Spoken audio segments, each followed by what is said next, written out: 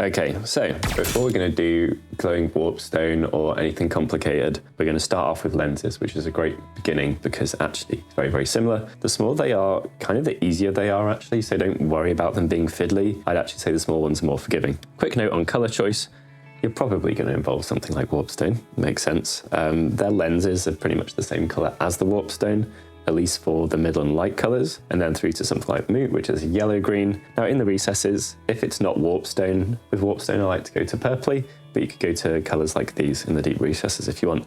Number one though, we have to paint it white first so we can start bright. I wouldn't worry overly about getting some perfect white coverage, especially on the edges, which are probably going to be the bits where the paint's going to be the most difficult to make a flat base coat on anyway. It's going to pull away from them.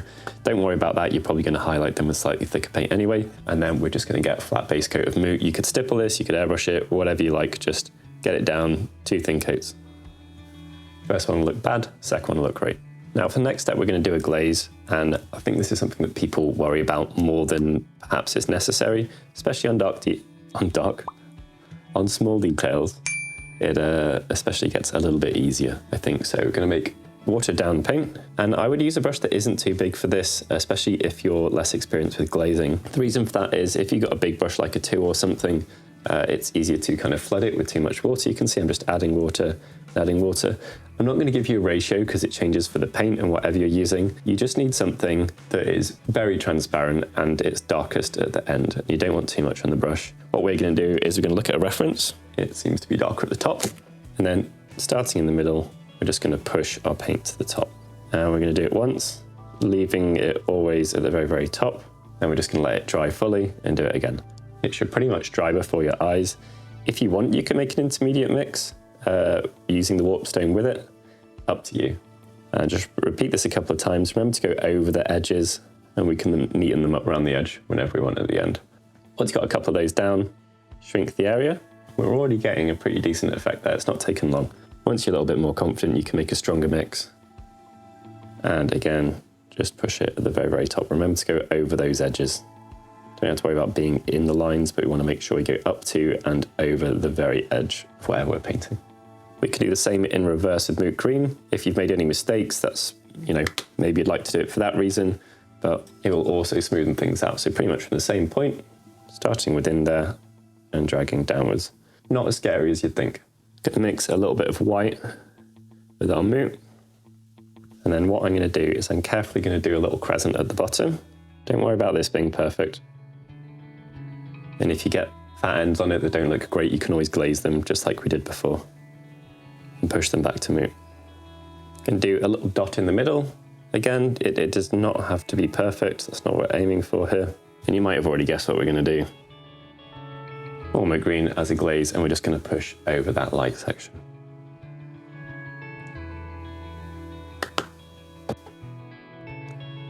Almost done. I'm going to take Cabalite, a little bit of Moot. I'm going to push this at the very, very top. Make any mistakes, you can always fuzz them out with a wet brush. So this is the scary bit where kind of control is needed. If you're going to do this step, it is optional. I'm going to make another light version of our green, and I'm going to try and draw a circle around the edge.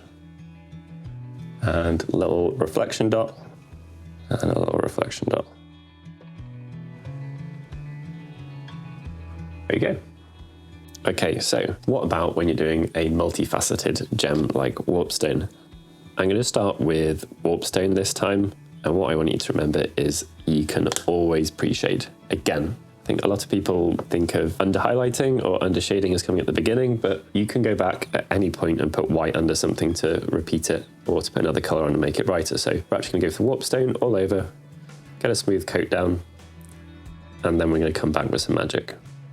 Okay, so where are we going to put a white here? It can be any light colour, by the way. You could use very light green, but you need something with a bit of white in it. Moot is, it's not particularly strong. So what we're going to do very simply, maybe I should swap to a smaller brush, is we're just going to do exactly the kind of thing that we were doing before, but after looking which bit's the lightest when we hold it under the light or following a reference, we're just going to push down towards the bottom of these. Again, it doesn't have to be smooth or anything like that. You can do some edges if you like. have a look at how it looks in a reference, like I said, and then some areas are just going to be super bright. Now, this is the difference between a lens or something like that. GW have been a bit unhelpful here because they're kind of scoopy, these gems. The sides aren't flat. But one side probably is going to be really highly reflective if it's pointing upwards or something like that. So I'm just going around, popping these here, like that. So it doesn't look great, but you can probably see that it's kind of starting to look a little bit more gemmy now.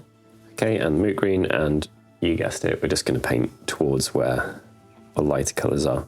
Slightly diluted, and just push it in the direction you want to go. Don't worry if you get it on some of the dark area, because it'll be darker because there's dark paint under it rather than white.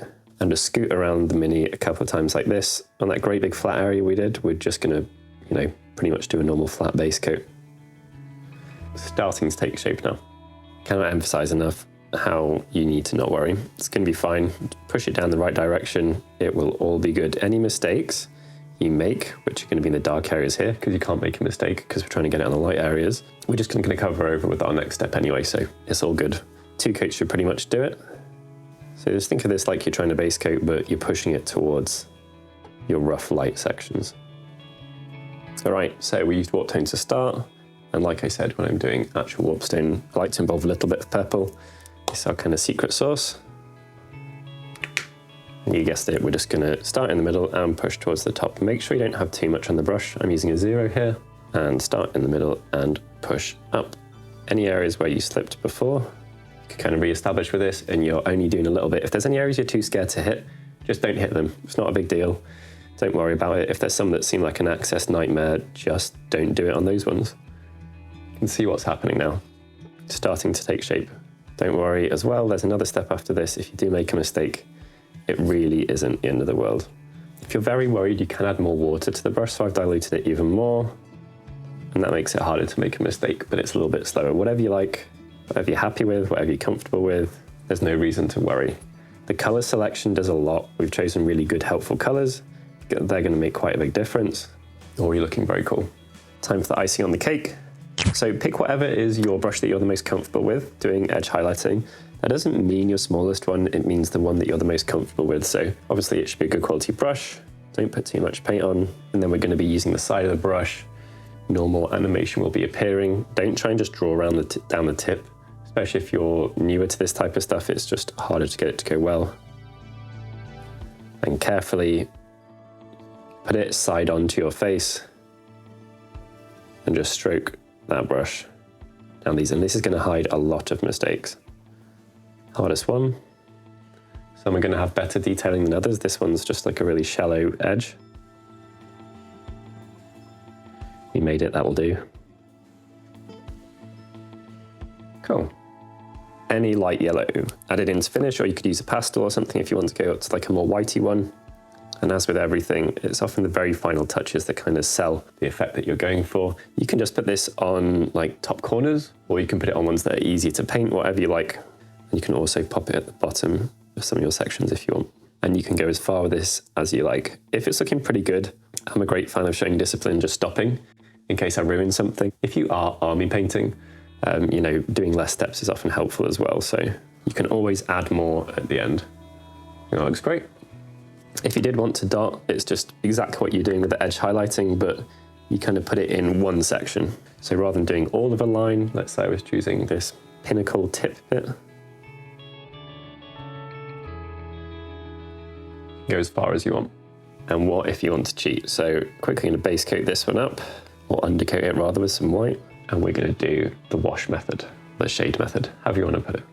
Okay, so coming up, you have an important decision, and that is what way you're going to hold your model. And it sounds weird, but we're about to use shade, and it's going to go downwards. So we want to be thinking about, before we start, what we would like to be down for the shade. So for me, I'm going to hold it upside down, because that means that the areas that would be not catching the light are going to have the shade pooling in them. This will make more sense in a second. Tan green, I'm using a shade rather than a contrast. You could use something like Carandras. That's the name of it, I think. But I'm using a shade because I'd like it to stay smoother and contrast a little bit more matte. Okay, so hopefully what I was saying about up and down and gravity now makes sense. Now with something so lumpy and bumpy, it is generally just going to pull in the recesses, but it is going to pull more in the ones that face down than the ones that face up, and you can encourage it by dragging in that direction. All right, we've done it once. Now we'll repeat, and we'll do it within the ones that we previously did. Dab, dab, dab. This is exactly the same as the repeated shrinking shade method we used in our gold trim video. So if you did it in this area first, all of that area, you now be doing it in half of that area, and you shrink the area that you've done it in. We have a problem. I do not have a purple shade for some reason, so I'm just going to add some purple into my green, a little. A dot should do it. And of course, we'll test before we go. Yeah, let's start again. A little bit of purple. Take a load off the brush. You know the drill. Holding it upside down, pulling downwards.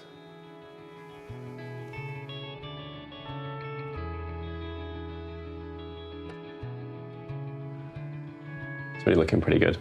Now, obviously this is size dependent, as in like the size of the area and what you've got around it, but I'm gonna dry brush the final step and then see if I wanna do any manual painting.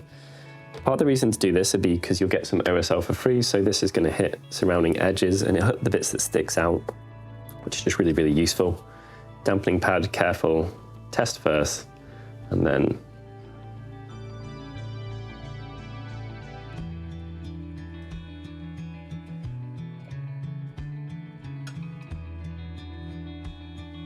too easy. Don't rush, it's gonna go pretty quick anyway. I could probably be using a slightly smaller brush than this, to be fair. This is a medium, maybe a small plus would be ideal. There you go, so you see that glow on surrounding areas?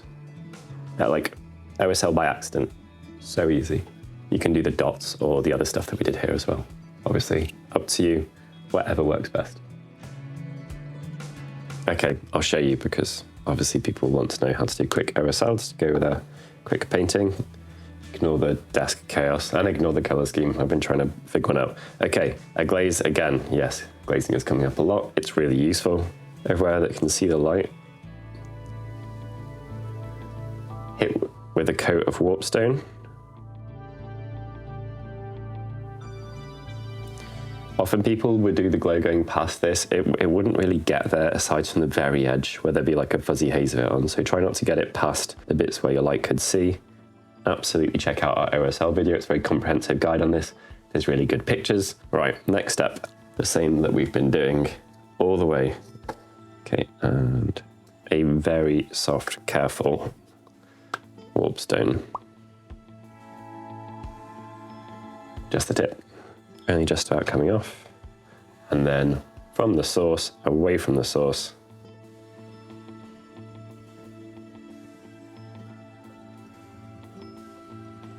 There you go. So I shouldn't have hit this edge, so I just licked my thumb and rubbed it off. It's actually a little bit more resilient and shiny than other paint, so it's quite easy to do removal like that. Probably should have been a little bit more careful and just hit the first edge. All right, we're done. If you're not a sub, please consider subscribing and let us know what you'd like to see next. We'll catch you in the next video.